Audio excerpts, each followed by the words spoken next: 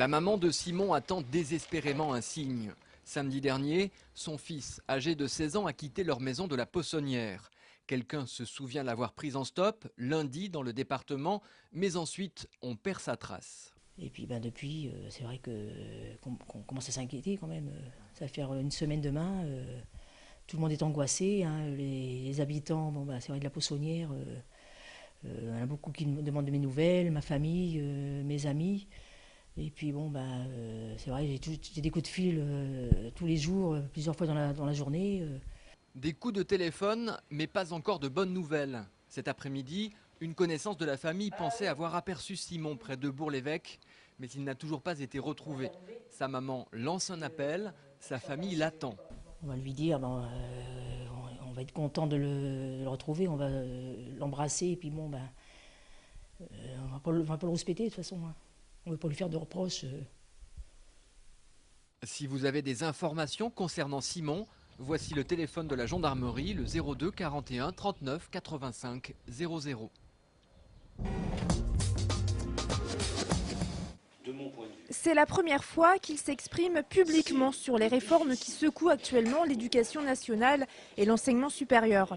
Ce matin, Daniel Martina, le président de l'Université d'Angers, a clairement pris position contre les deux dossiers qui font débat, la masterisation de la formation des professeurs et le statut des enseignants-chercheurs. Je crois qu'il n'y a qu'une solution à envisager, c'est premièrement le retrait de ces projets, deuxièmement la rediscussion de ces projets-là sur une base de dialogue, de concertation, et j'ajouterai de prendre le temps véritablement d'approfondir les projets et de laisser les universités, de leur laisser le temps de mettre les projets en place. Daniel Martina a tenu également à faire le point sur le conseil d'administration qui s'est tenu hier. Il devait voter pour ou contre la remontée au ministère des maquettes des masters. Les maquettes, ce sont les programmes établis par les universités pour la nouvelle formation des professeurs. Sauf que le conseil d'administration a été perturbé par l'intrusion de quelques étudiants. La séance a donc dû être suspendue.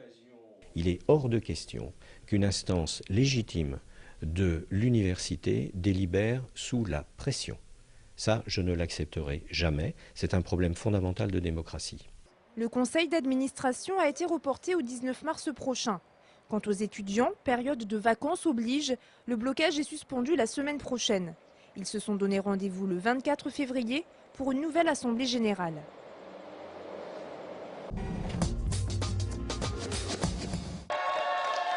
On peut dire que l'année 2008 lui a plutôt souri. Après une médaille de bronze aux Jeux Olympiques de Pékin, l'Angevin Julien Bahin a été élu rameur de l'année 2008. Une décoration attribuée par la Fédération française des sociétés d'aviron. Pour Julien, c'est la deuxième récompense en moins d'un mois. Le 19 janvier dernier, il avait reçu la médaille de chevalier de l'Ordre national du mérite.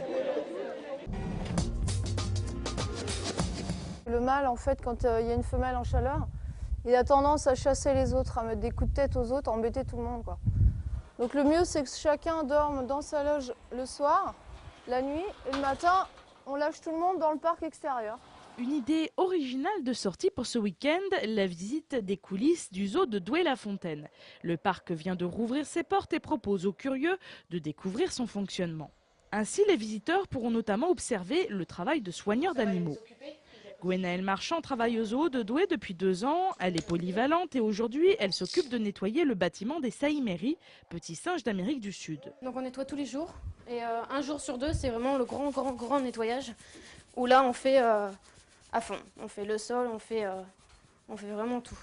Voilà, généralement les gens ils nous regardent. Bon, on a des petites blagues. Ils pensent qu'on les entend pas, mais en fin de compte on les entend. Donc c'est du genre, ah regardez le gros singe.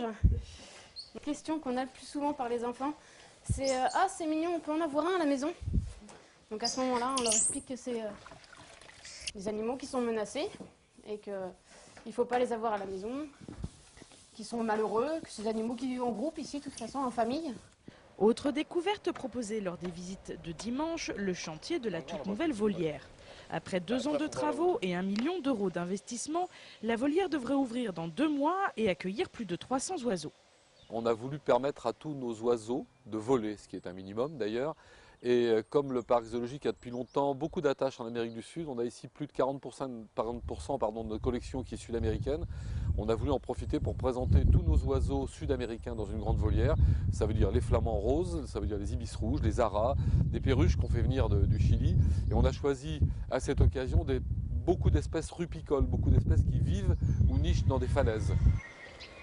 Pour les visites des coulisses du zoo de Douai, rendez-vous dimanche de 11h à 17h.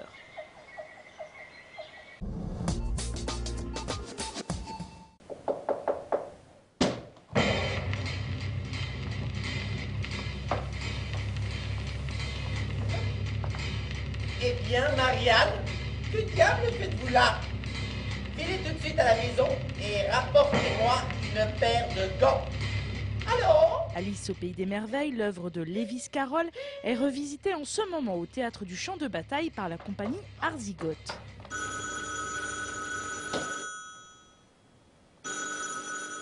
Moi, ça me convient assez bien la genèse de cette écriture-là, c'est-à-dire qu'elle a été vraiment écrite pour une enfant,